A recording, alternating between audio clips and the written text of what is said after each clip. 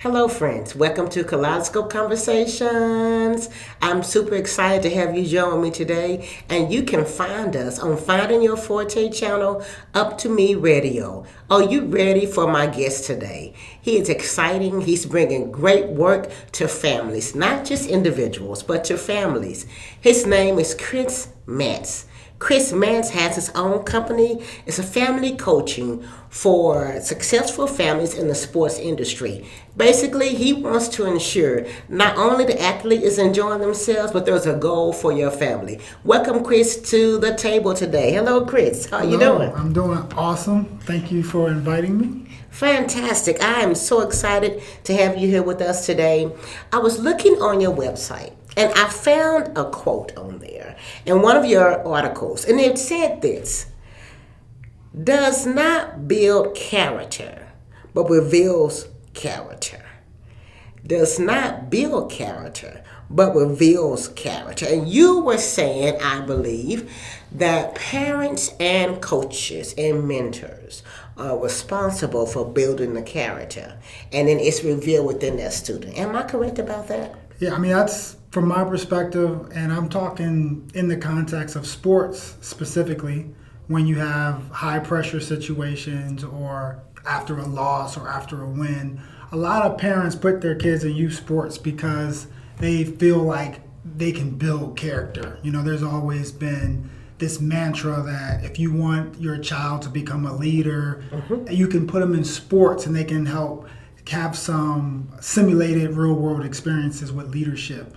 But what I truly believe is that just dropping your kid in a sport, they're not going to build character. Sports in general can't build character. If they have a coach that encourages unethical behavior and they're just focused on winning, then they're not building character under that leadership of that coach. So it's the responsibility for not only the parents to make sure their child has good coaching, but for the parent to talk to their child about character so that when they're in situations that allows them to experience character building moments, that they can get the most out of those moments. I love it. I love it. So that gives me a little insight into your passion and purpose for this work that you're doing.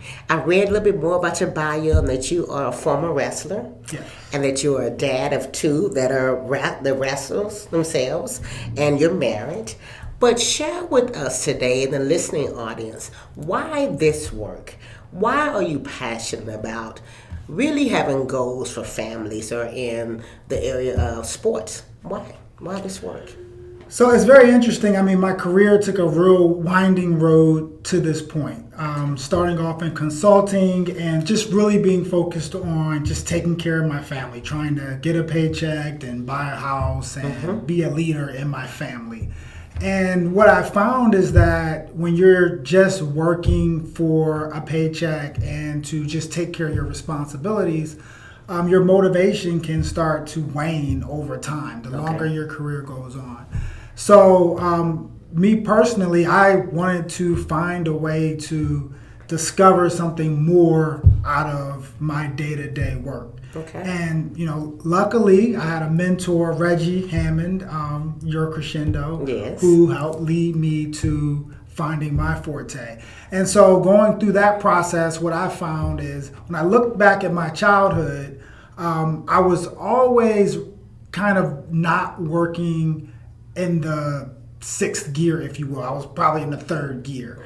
And so in having that conversation, just talking about my experience of always being able to achieve what I thought was success, but not really having to work hard towards it because of the environment I was in. I was kind of in an environment where I didn't always have to give my best effort to become even successful. As a wrestler?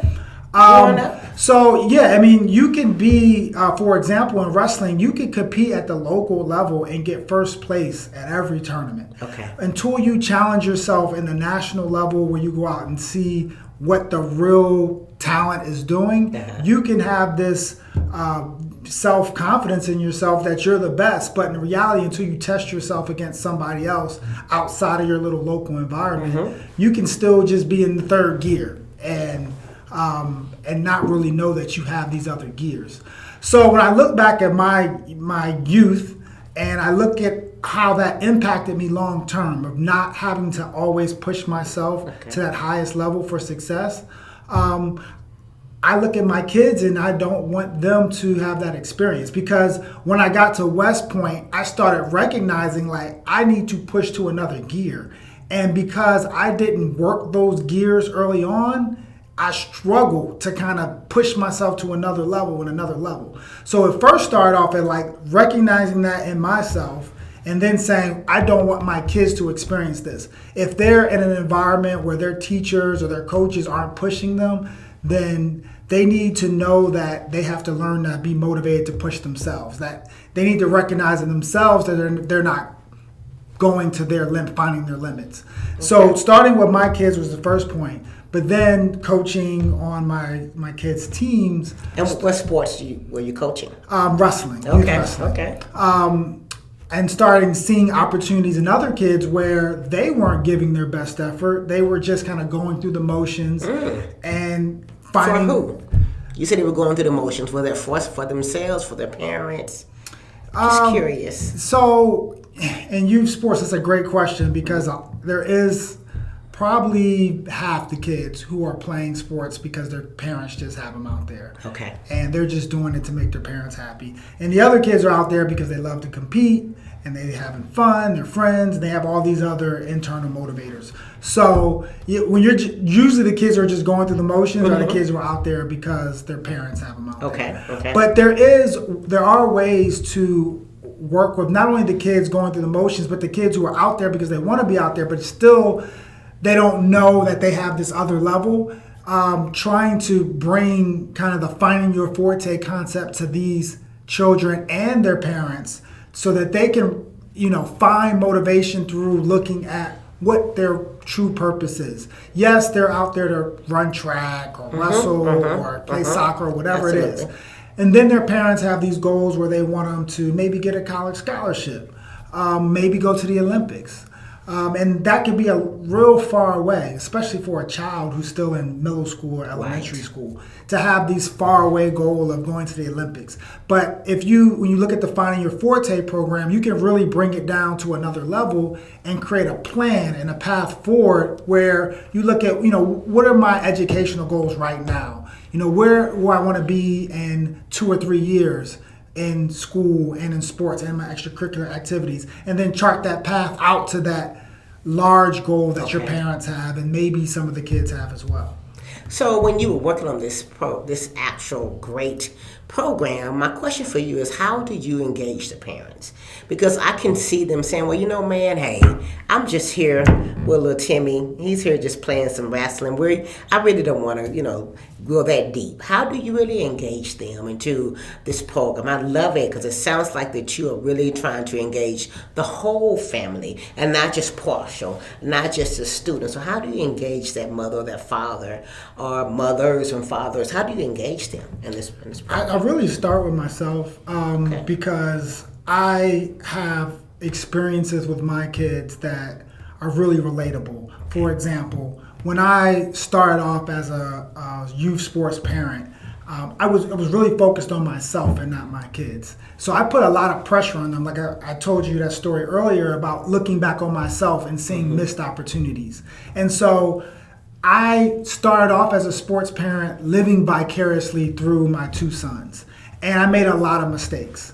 And I learned from those mistakes. And luckily, going through the Finding Your Forte process and just really focusing on what my purpose was helped me to do that self-reflection and kind of do a 180 from being so focused on myself and focusing on what's best for my kids. And so when I engage other parents, I talk about my experience, the mistakes I made, and how changing and taking this other approach really helped my kids not only do better, but they enjoy sports more. They're more excited about practice. They're more excited about just the details of the sport, and not just competing, but learning, building friendships, and building character through the sport. So when I talk to another parent, a lot of the times the conversation starts with something they've read on my blog. And there's a story that they say, I went through this same exact thing. or I made this same mistake, or they want to just engage in that initial conversation about some relatable experience. And that's typically how the conversation starts. Okay. Have you found that it improves the relationship between the child and the parent? Yeah, it's night and day. So after practice or after an event, in the car ride home specifically, I used to sit there and talk to my son the entire time about all the things he did wrong, and everything he should have done differently, or what he could have done better. And he just basically tuned out. Like, he would listen to me and show me respect, but ultimately he didn't want to have that conversation. It was a conversation that he would love to have avoided if I would just give him some space to just tune out tough competition or tough practice. Absolutely. So once I fixed that problem, for example, giving him space after an event, giving him space at dinner time, not to talk about sports, and just allowing the process to just unfold naturally, our relationship improved a whole lot. We spend a lot more time maybe just going camping or riding bikes together and just doing non-sports related activities, because I know that we have a plan, we have goals, and everything is kind of in a process. It's documented. So there's no reason for me to feel this pressure that I always have to be putting on him constantly. There's no need for that pressure because I have a plan in place, and I know that if we just keep working the plan, everything's going to work out. So not only pressure for that, but also pressure for yourself as a parent. I can imagine that it is a lot of pressure, especially if you're a coach, just trying to make sure, am I doing the right thing with my child? Am I saying the right things to them? Should I be tougher on my child, or should I just lean back? So I'm sure because they have a plan now through your program, they can kind of ease back. Not saying not be parents, but it also minimizes the pressures for them. I can imagine in the world that we live in today that it's a lot of pressure. And if you think about it, Chris, really being on the field or on the basketball court or in the gym, playing sports is the only time that child has where they're not in front of electronics. They don't have a device in their hand, right? True, yes. That's the only time. So it really is important, as we think about it, to really move your program really to a wider and broader audience because of that fact. You know, Brian Gumble had a series where he was talking about on the show how our educational system is really moving the athletics programs out of the school, and they're becoming privatized, right? And so it's big business and it's big money, absolutely. And so I was so excited to read about your program because of that fact that the mentorship is going to be needed even more, because when they're privatizing things, a lot of times it's about the profit. But a program such as yours, family coaching for sports families, would allow that family to be able to keep a focus and have their goals and have a plan to reach those goals. Share with me a couple of concepts behind your program. We talked about your program high level, but really drill it down for my audience to be able to understand what's really behind it. There are two concepts that I think I saw on your website about your program. Share with us those concepts. So, one of the first parts is, like, as a parent, when you're so focused on just your kids and you're living somewhat vicariously through their athletic dreams, you can lose yourself in that. So part of the reason why we want to do the whole family and taking them through the Finding Your Forte, looking at their motivations, their passions, and finding their purposes. Step one, let's help the parent make sure that they're not missing out on their career and their aspirations and their goals and their dreams. I love that. Because if they're too focused on just pushing their kid to get a scholarship, if their kid doesn't get their scholarship, they're going to, one, look back on their last 18 years raising that child as what all the things they missed out on. Right. I put my career on hold for this, and this. We invested all this money on private coaching or in camps and traveling all over the country.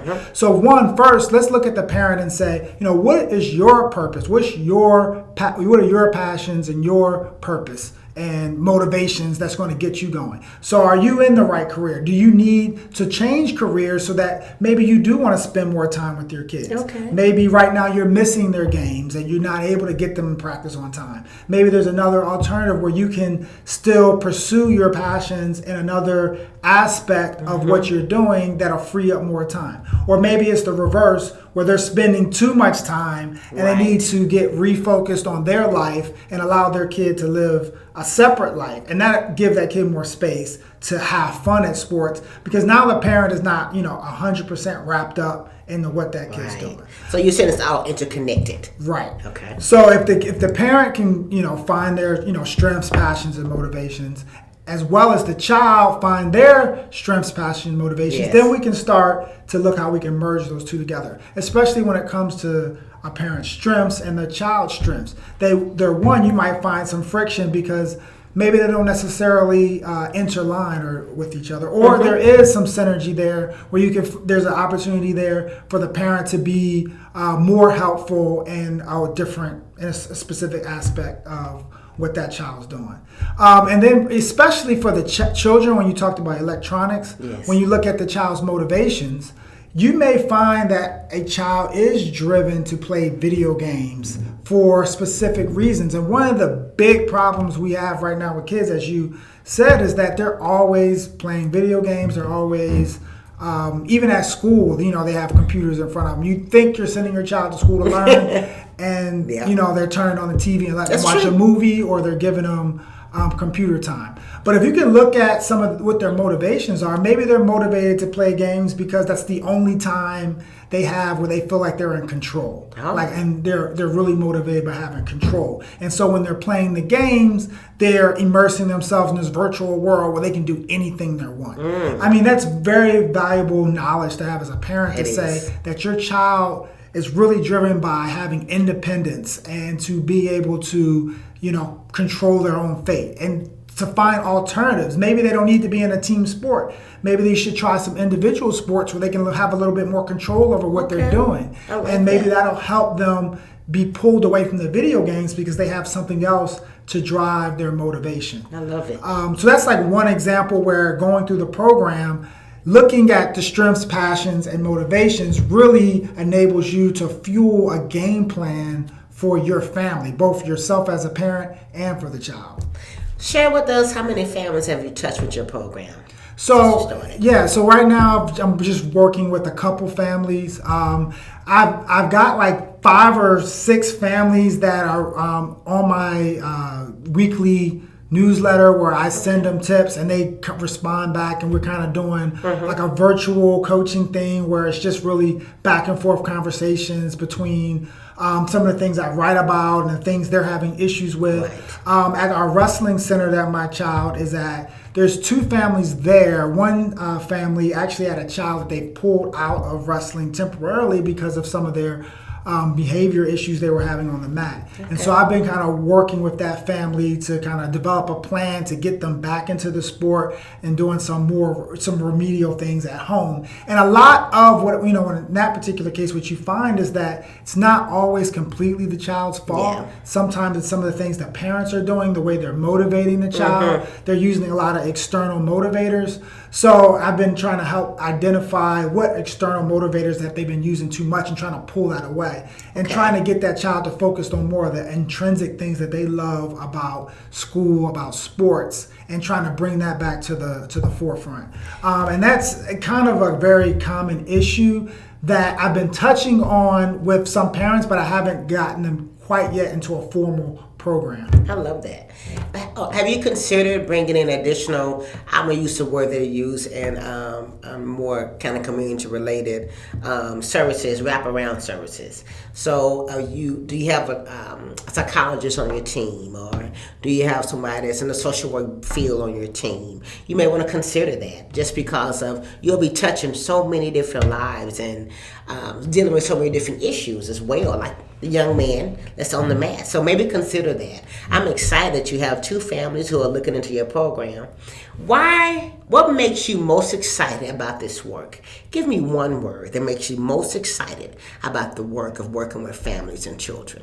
I got two words. Give me two. And the two words are hidden genius. I think every child has a hidden genius that they have to discover. And it's very similar to purpose, but really it's something about that child that the parent just hasn't discovered yet. And for me, like helping a parent discover that unique thing about their child that makes them a genius. Like I feel like everybody is a genius at something. And it's very rare that you find that in the child. It's normally later in life where you find that merging of your strengths, passions, and purpose in this area where you could just do things effortlessly, and every time you're immersing yourself in some activity or you're demonstrating some skill, you just feel like this euphoria. And there are certain moments as a parent when you see your child doing something that you could just sit back and smile, and you're just very proud because they found something they just really love to do. And it's not playing a video game. It's, we often as parents, we see our children just get lost in themselves playing video games. I know it's a problem that I have is that, my child doesn't show a lot of motivation all day long, but once they sit in front of the game system, they put their headset on, they're talking to their friends, they're trying to beat some level, and they're just smiling and they're bright and they're happy. It's like finding that other thing, something in the real world that gets that same reaction is really what drives me to want to help other people. Because I know for me, like finding that about my children, and a lot of times I see it with wrestling. My kids really just love the sport, and they get so excited to just compete and to demonstrate their skills that they've learned, like a new move, to go do it. They come back, oh, Dad, did you see me show? I just did the move Coach showed me yesterday. Like to help other parents have that feeling in whatever it is. It may, I focus on sports, but if I can find an athlete that has some other passion, I mean, that's even a bigger win. Absolutely, absolutely. The hidden genius. I love that. I think it's positive. It reminds me of the movie Hidden Figures. I think it's just dead on. Chris, give us one color that really speaks to your passion. Kaledescope Conversations is about identifying that color that most relate to our passions and purpose. I believe that kaleidoscopes allow us to view ourselves differently through a different lens. When you think about kaleidoscope, when you turn it, it has a different image, a different color will appear. You turn it again, it's something totally different. So my guests, I always ask them, give me one color that speaks to your passion and your purpose in your life. I would probably, like just off the top of my head, I think about blue. I think about when you look up at the sky and it's a sunny day, there's no clouds, and that blue sky just makes, it could take a bad day and make it feel like a good day. It feels like it's optimistic. The sun is out, the sky is blue, and you're optimistic about the future. And that's, for me, what really drives a lot of my motivation is, what can I do now on my journey to, make sure that the future is going to be bright for me. So the color blue. I love it. And how can my listeners get in contact with you? Families. Yeah, so chrismance.com is my website. I blog there every day. Okay. Today is actually day number 361 where I've written a blog every single day for 361 days in a row. So I'm 4 days away from getting to a year of writing every single day about goals, about passion, about purpose, about self-motivation. So I would say go to chrismance.com and subscribe to our daily article, our daily blog post. Are you on social media?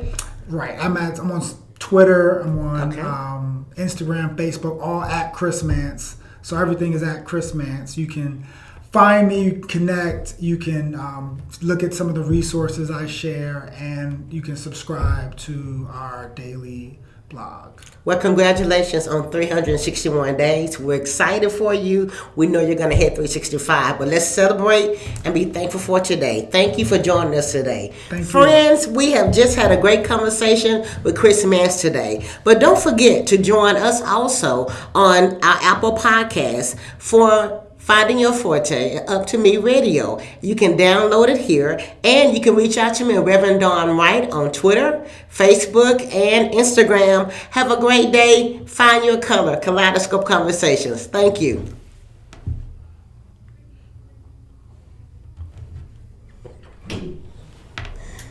Melinda, I guess you'll have to edit it from here. Edit from what? It's a 30-minute show, and she just. How much time was